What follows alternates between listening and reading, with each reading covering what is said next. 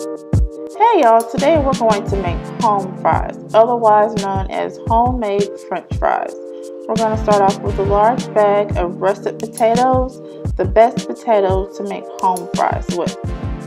Okay, so you want to take each of your potatoes and you want to peel off all of your skin. And then you're going to take the potato and slice it in half of half till you get it about just like this. And then cut your pieces in half so you have nice little french fry slices. Alright, and then we're going to fill our pot with oil about 1/3 of the way through. You don't want your pot too full. Alright, about like so.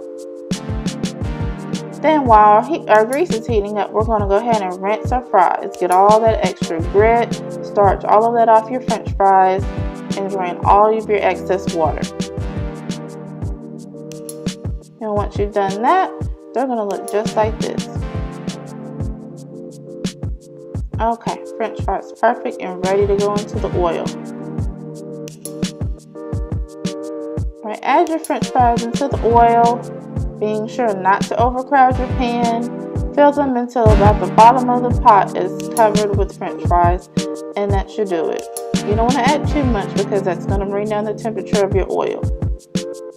And any extra french fries that you're not cooking until you make your second batch, place them in a bowl of water just so they don't turn brown, just like this. Alright, once our french fries are done, we're going to move them to a paper towel covered dish so we can drain off any excess oil. And once we get all of our french fries transferred over to our dish, we're going to season them with some salt and pepper, and they are ready to eat. I hope you all enjoyed this recipe. Don't forget to like, share, and subscribe. See y'all next time.